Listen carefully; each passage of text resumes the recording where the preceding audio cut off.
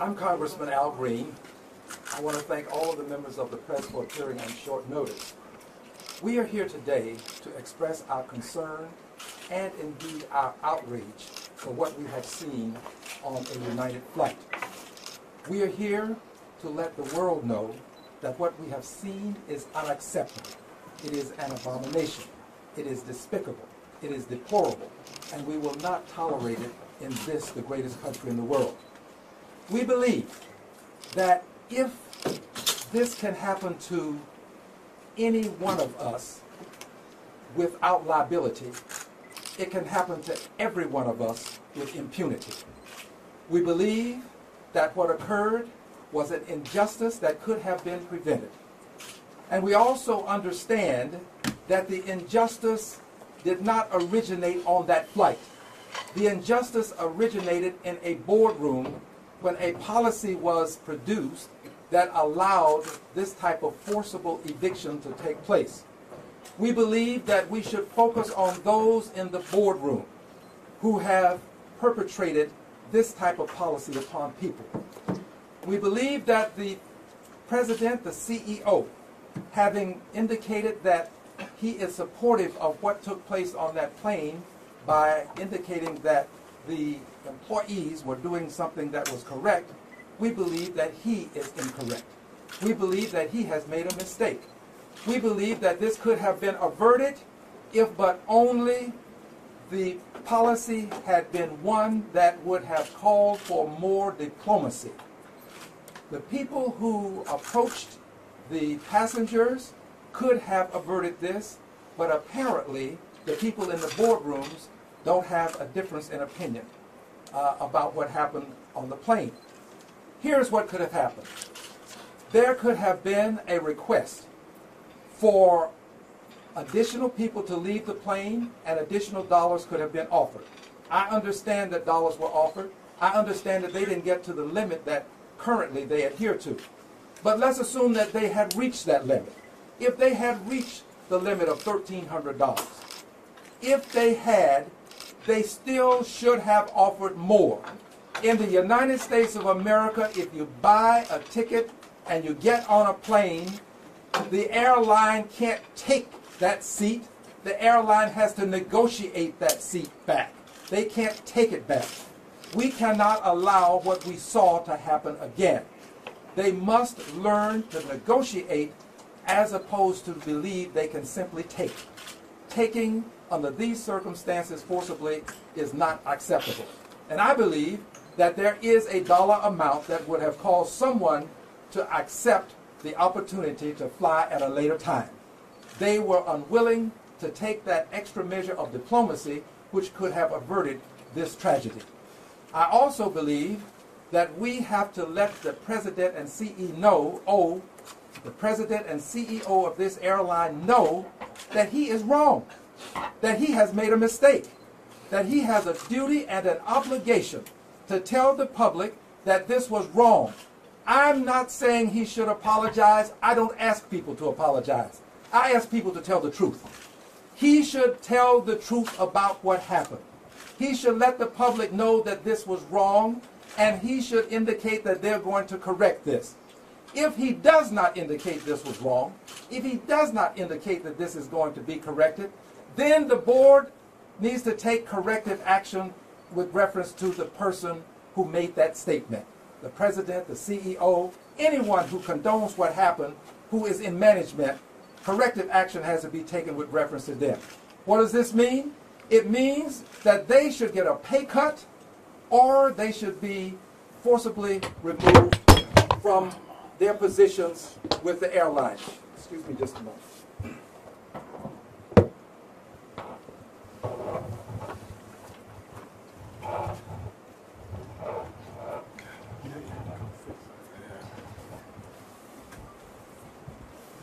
Channel 2, would you come over and you know how to handle this better than I do. Whoa, careful.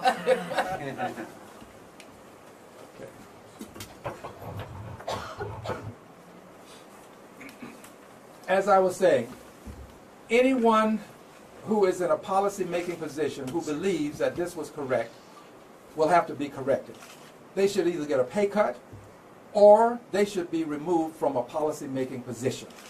Not with force, not the way the man was removed from the plane, but they should be removed from a policy position, because if this is what they believe to be good policy, then they are not good workers. They are not good employers. They are not good policymakers, and they have to be dealt with.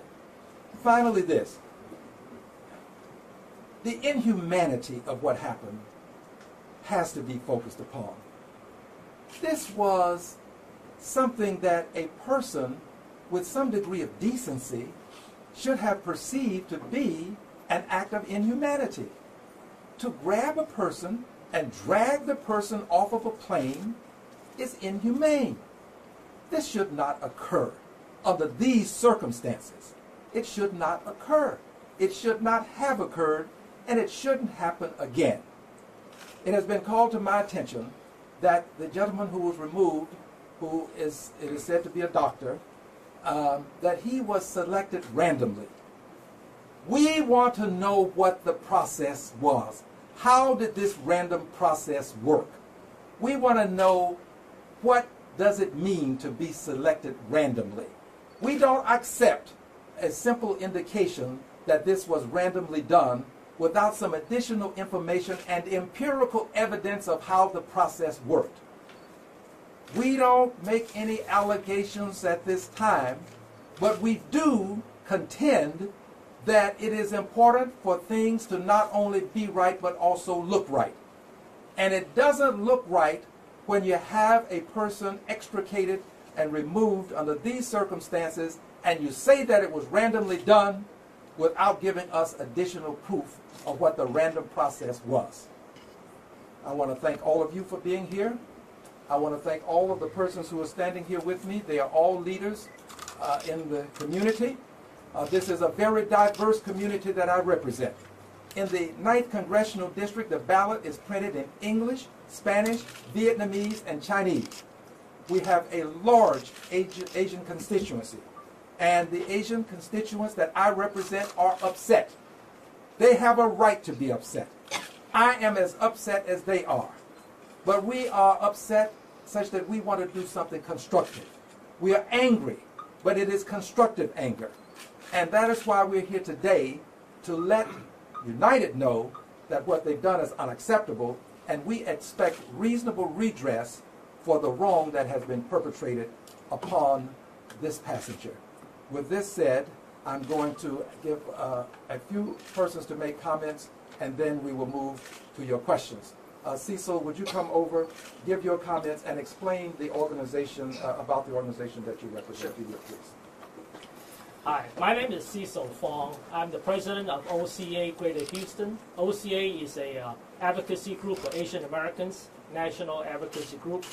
And we are clearly outraged at the incident that just happened with United Airlines and the way the passenger was being treated. Although the person who was mistreated was a Chinese American, but we think this goes beyond just the Asian American community. This is outrageous that any human being is being treated this way, just because he bought a ticket just like anybody else, and there are clearly better procedures that United should follow to ensure, to try to get a volunteer instead of forcefully removing a passenger who was not willing to go. So we want to challenge United to re-examine their procedures in these instances and ensure this will not happen again in the future.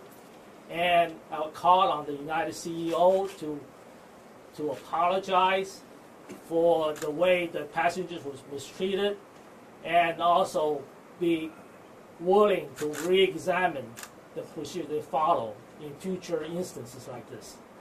And furthermore, I want to see if we can maybe get the Federal Aviation Commission to re-examine the passenger rights, to see if we can get a better handle in making sure this don't happen again. Thank you, Cecil. Rogine, would you come over, please, and explain who you're with? My name is Rogine G. Calvert. I was recently appointed to our Texas Advisory Committee on Civil Rights. But in addition to that, I also am an advocate for our community. And when I saw the tape over and over and over again about this gentleman being dragged down, it just hit me that, and I didn't know at first he was of Asian descent. I just saw a human being dragged down this narrow aisle so brutally. It was just inhumane, and I was outraged about it. I hope that we can get down to the root of the matter. I think Congressman is entirely right that it's some policy driving the actions of all of those involved, and we need to correct that policy. Let us go next to Mr. Wei. My name is Wei Li. I'm the chairman of International Management District. This accident really gives us outrage. As an Asian American, in the last many years, we'll be part of this great community. This case will be really reflects we need to a great voice for our community. That's why I really appreciate Congressman Alvin give us this opportunity to voice out our, especially Asian Chinese American. We need to speak out for our unfair treatment in the society. Thank you. Don Lin, if you would, please. Thank you, Don Lin. I want to also thank you, Congressman, who always speak for the smallest, the least. I am the representative president for the Asian Real Estate Association of America. When I saw the tape, it just so upsetting that I don't know how to describe. Even until this moment, it's still just so sick in my stomach. I came to this land in 1980, land of opportunity, land of liberty and justice for all, and saw it happen in 2017 in the city of Chicago. It's just unbelievable to my eyes to see that. And United Air was my preferred travel carrier, but now I couldn't fly it anymore until they really have a right policy in place so that every passenger, because I take it so personal, it's just I fly so often, I picture myself being that passenger being dragged out. I think it's go beyond the race issue. It's really just so inhumane, and we want to see the federal government also work with all the airlines to treat passengers fairly so that it will be a friendly sky for us. Thank you. Next we'll have James Douglas. Would you announce yourself and your organization, please? Yes. I'm James Douglas, president of the Houston branch of the NAACP, the oldest civil rights organization in the country.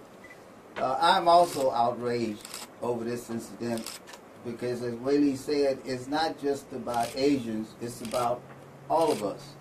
And I would call on the Federal Aviation Agency to look at the policy.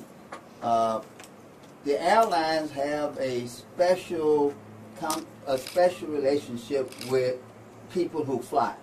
Ordinarily, if this was any other non-protected agency, non-protected industry, when you paid for something, you were guaranteed to get it. Under the provisions that are given to the airlines, they can bump you. I would call on the federal agency to make sure that there is not so much a one-sided relationship. If you miss your flight, I guarantee you won't get all your money back. You might get a little, but you're never going to get it all. So it's a one-sided relationship, and we need to make sure that it becomes a more balanced relationship. As the congressman said, the airlines ought to be forced to pay you at whatever you think the market rate is for your seat on the ticket on the plane when they have oversold. So we stand with the Asian community and think that if the airlines don't get it right, then the Federal Aviation Agency ought to make sure that they change the rules to force them to do what is humane. Thank you. Heidi?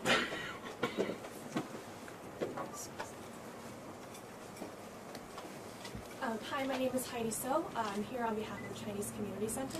And I just want to reiterate what everyone has said. This is an outrage not just for the Asian American community, but for America as a whole. I think it's up to us, and it's up to everyone that's involved in this national discussion about civil rights and human justice, to have these discussions and to continue this discourse on racial equality and equality for all people.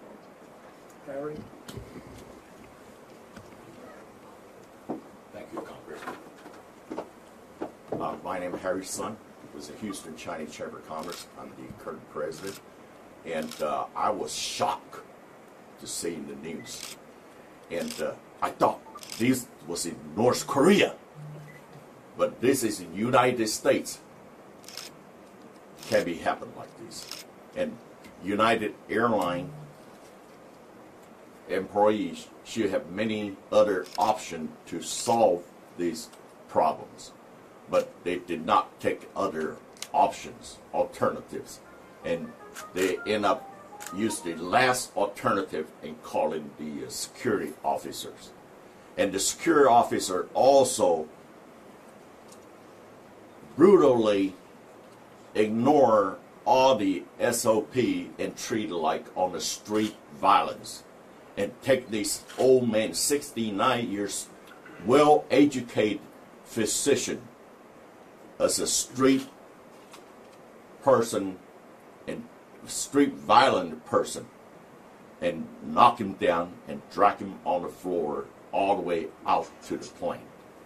This is outrageous. This is not United States. You know, I thought this was happening in North Korea.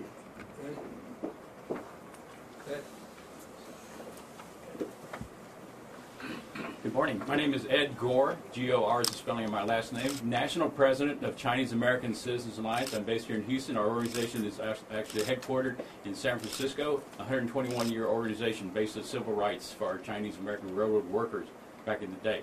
I fully agree and support everything that's been said so far. However, my message to the CEO, Oscar Munoz, and the Bell Board of United Airlines is this. Our organization is having our national convention in Chicago at the end of the summer, from August 29th to September 3rd. We will be flying into Chicago from major hubs that United serves. I will be seriously asking our members and delegates to reconsider their travel plans into Chicago unless there's adequate response to all the suggestions that have been made here today. Thank you very much. Alice?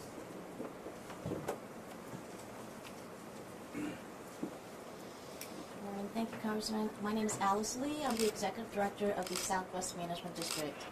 And I just want to say that in the Chinatown area, which the Southwest District represents, we've been working with the Houston Visitors Convention Bureau on many activities to bring in more tourism dollars into our city. In November, the 2017 World Corporate Games will be held in Houston, Texas. And I want to say that to those contestants and corporate sponsors and participants and sponsors of this organization coming in, it's the first time it's coming in 30 years, that we want to send a loud message to United Airlines and any other airline for mistreatment of its passengers. All right, at this time, we'll take your questions.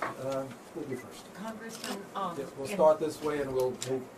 and I heard the gentleman talking about reconsider flying into Chicago. But is there some feeling among all of you that perhaps a boycott is in order of the airline itself? Well, I'm not going to use the term boycott, but I will say this. Until further notice, I won't be flying United. And I think that that probably expresses the sentiment of everybody standing here. There comes a time when you have to take a stand. It may inconvenience you, but you have to take a stand. And we're taking a stand. Yes. I saw a hand over here. Yes. Have you made efforts to talk to the CEO or anybody from United, and have they responded to you? Well, as you well know, this occurred just recently. We do plan to communicate. We will be forwarding a letter to them, and we'll express much of what we've expressed here today, a good deal of it. And we're anxious to hear and receive a response from them. But I can say this.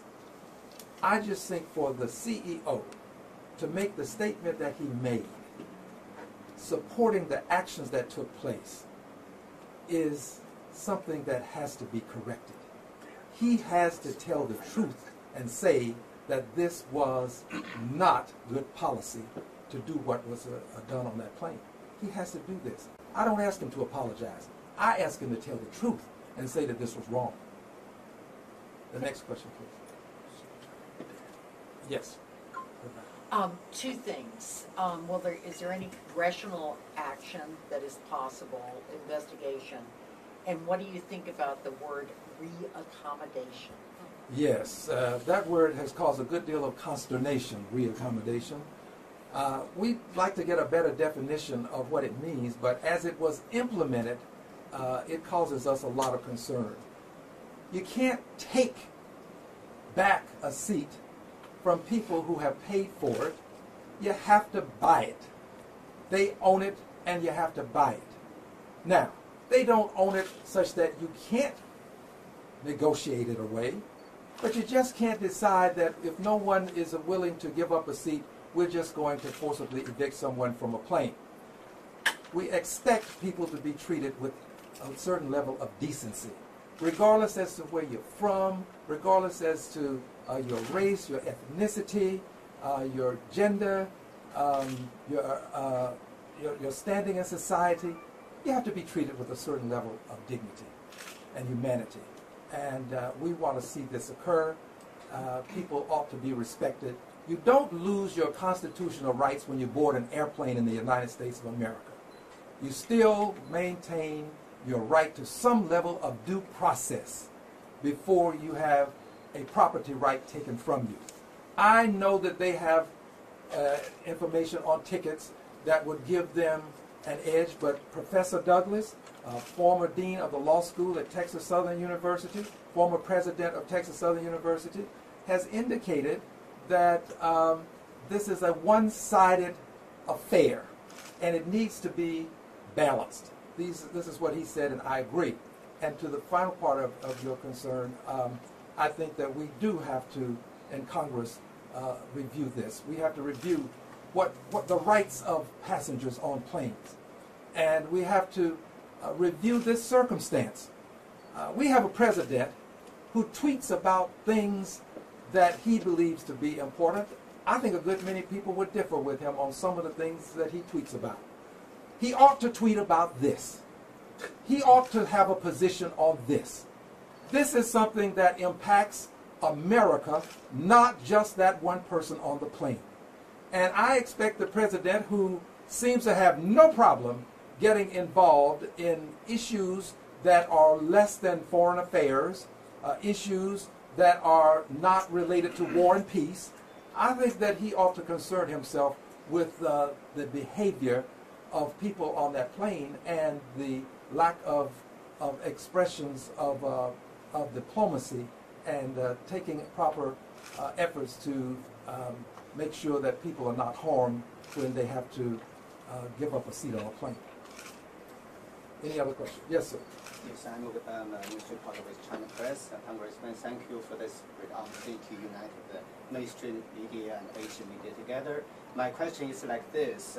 Let me call that guy is called a puller, because we are not sure if that guy is a police officer or employee, because he doesn't wear the police officer's jacket.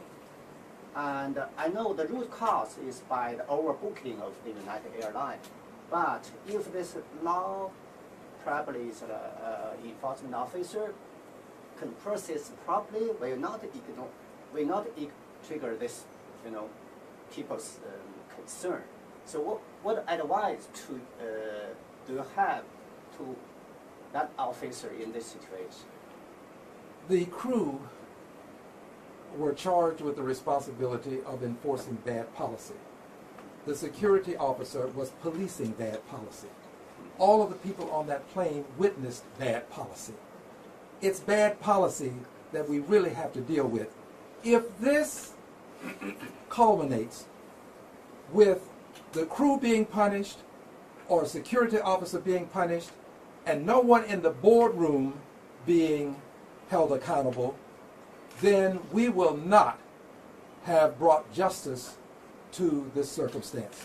This is about the boardrooms and the policies there as much as it is about what actually took place.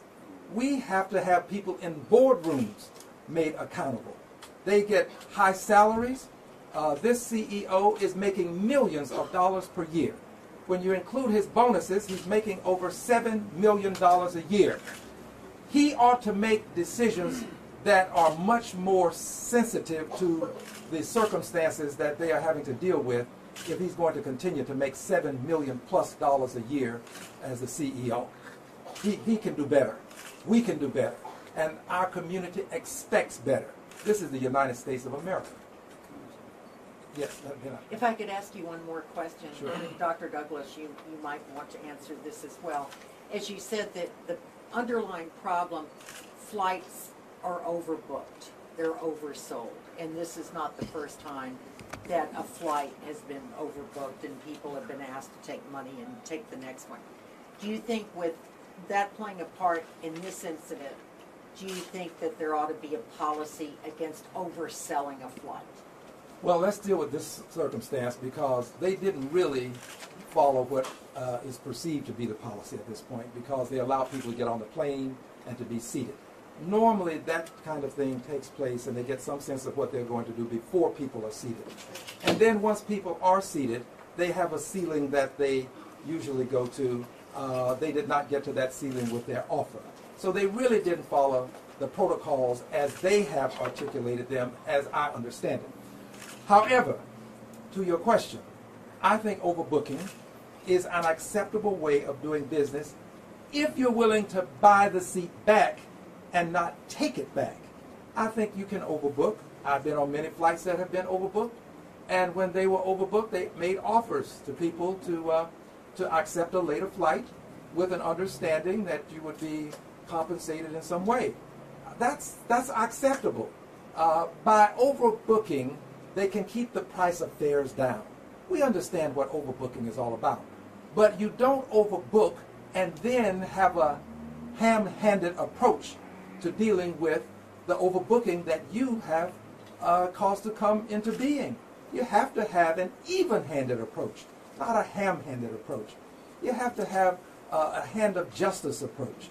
And that was not done. So we hope that they will take a different approach in the future. And if they do not, we'll have to take a different approach in Congress in terms of how we allow airlines to approach people when the airline itself has created the circumstance that has to be dealt with. Dr. Douglas?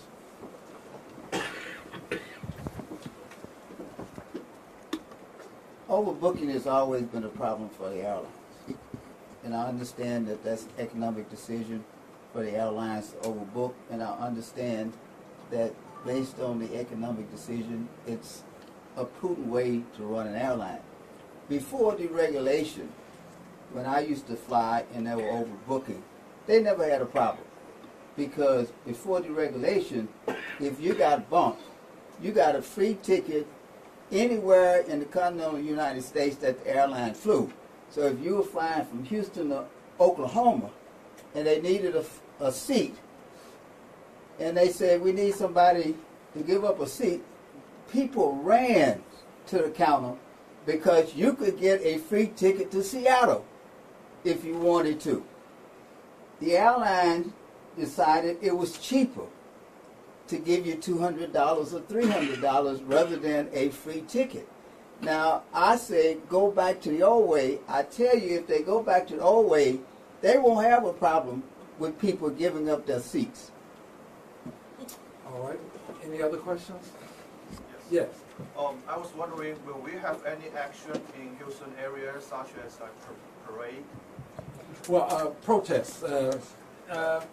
My suspicion is that it could easily occur, but it depends on how quickly United reacts, how quickly they will seek to perpetrate a justice now. They have the opportunity to correct an injustice. And if they do so quickly, I think that this can be resolved quickly. But if they do not, there is a likelihood that you'll see protests. That's my guess. And by the way, I'm a person who believes in protest.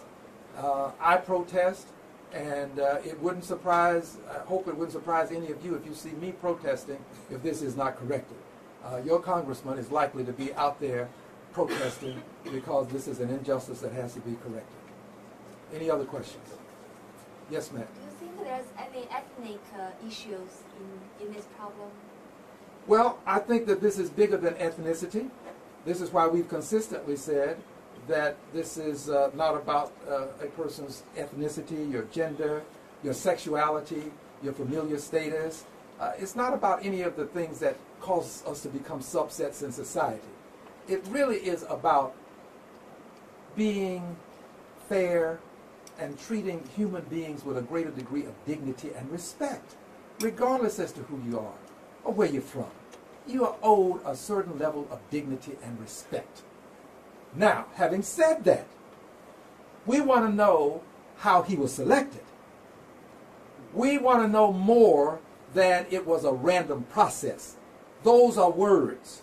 We want that random process explained so that we can know how the finger was pointed to him as opposed to the many other passengers that were on that plane.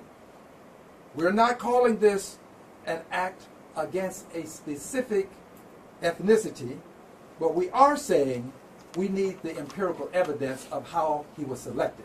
And then after we get the empirical evidence, we will have additional comments. Any other questions? Okay, if there are none, I want to thank all of you for coming on very short notice. I know there are many stories that you have to cover, and I want to let you get back to them. Has the president tweeted anything since we've been here? Thank you, everybody. Have a good day. Let me whip this out and see. All right. Have a good day, everybody. Thank you very much. Thank you. Thank you.